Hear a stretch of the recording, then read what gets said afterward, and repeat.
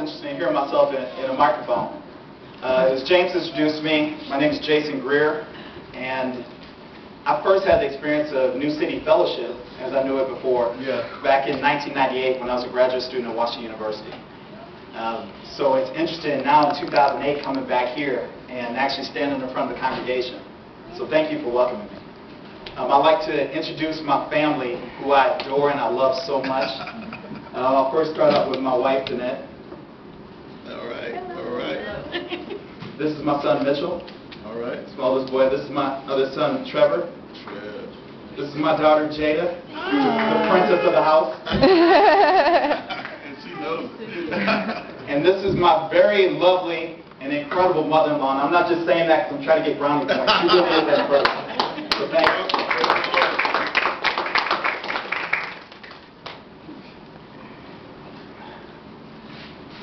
I told James when we were in his office, when we were praying, that I was nervous.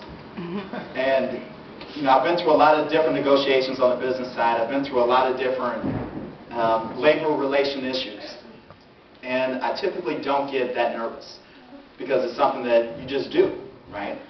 I mean, a lot of times it's easier to do something from the mind than it is to do something from the heart. Right. And in today's society, we spend so much time locked in here that we don't spend enough time locked in here. And here's where we actually find God's love.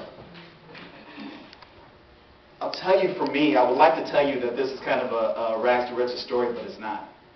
It's a pain that I've lived with literally for the past 17 years. When I was 17, my father, I was a senior at Luther North High School, and anybody here who's thinking about going to Luther North, please go. It's just a little stump speech, right? Crusaders, thank you. So my senior year in high school, my father was, and I grew up in Bristol, Missouri, and my father was an elementary principal in Normandy, the Normandy school system. And my father had gotten to the point, he had been there for about 20 years, and he had gotten to the point where he wanted a new change. He wanted a new challenge. He wanted to teach a different group of kids, maybe outside of the city of St. Louis. So he put his resume out there, and he got one bite. One bite from the city of Dubuque, Iowa. Anybody here ever heard of Dubuque, Iowa? A little town along the Mississippi, about 58,000 people strong. So I remember in August of, I want to say it was 1991, I remember going with my father to Dubuque, and we went around looking for apartments for him. My parents had been married at that point about 30 some odd years, so they said it's no big deal to actually go ahead and do a commuter marriage, right? So we moved my father up there, and I'm thinking to myself, these are some of the nicest people I've ever seen. I didn't see a lot of African Americans, but I saw a lot of good people, right? So we moved my father up there. I go back to Luther North. I'm having a great football season. And see, every weekend my father will come into town to watch me play football. That's something that I look forward to. He would get in on Friday night. We go to my game on Saturday. Saturday in the afternoon, and then we hang out Saturday night, and he would go home to Dubuque. Now notice a pattern with my father. That the first couple of times he came in, and I would ask him, how's everything going? My father would spend time talking about his kids. He'd spend time talking about the parents he had met. Spend time talking about the city. Then after about 3 or 4 weeks, when I asked him, how's everything going, he would say, it's fine. Tell me about you, son. And initially I was like, all right, it's cool. My dad wants to hear about me, right? But then I came to realize that my father was purposely changing the subject. Now, I just figured he was changing the subject because maybe things didn't work out as well in Dubuque, in the school system, right? I mean, he made a pretty big change, a radical change. And there's one particular Saturday, I had 4 scouts from 4 major universities coming to watch me play football. And I knew that I needed my father there. So a Saturday morning, I'm looking around, and I haven't heard anything from my father.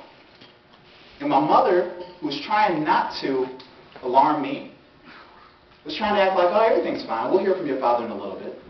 But we still hadn't heard from my father. So he calls me. This is before cell phones. We used to have I'm kind of dating myself, but we used to have the big cell phones that you used to carry around. You know what I'm saying? Right? And I was wondering, maybe he wasn't carrying a cell phone that day. You know what I'm saying? So I couldn't get in touch with him. Here was the issue. My father calls me a half hour before I'm supposed to be out in the field. And he goes, Jason, I'm sorry to tell you, but I'm not going to be at your game. Dad, this is Jennings. We got scouts coming from Vanderbilt. Come on, Dad, I need you to be there. He goes, I'm not going to be there, son. And I go, why? He goes, because I've become sequestered by the U.S. Department of Justice. Because the Ku Klux Klan has threatened my life. Now, I'm 17 years old. So understand, I had no idea what sequestered meant. I had no idea what the U.S. Department of Justice meant. And the only story I had heard about the Ku Klux Klan was the story that my father had shared with me about my grandfather, when my grandfather was a farmer in Tennessee. The Klan would burn crosses in his field. And pardon me for saying this, because I'm going to throw out some of the racial epithets he heard. They would say things like, "Dick, you better leave." So that was the only story, that was the only thing that I knew about the Klan. So hearing my father, who finally explained to me that sequestered meant that they had put him under protective custody. And it also meant that he wasn't coming home. My father then says, "Jason, I need you to turn on the television," because at the time, CNN had just started becoming popular. It's like, "I'm going to be on CNN, and I need you to get your mom on the phone." And all I heard in the background was, "Oh, Lonzo, come home, it ain't worth it, it ain't worth it."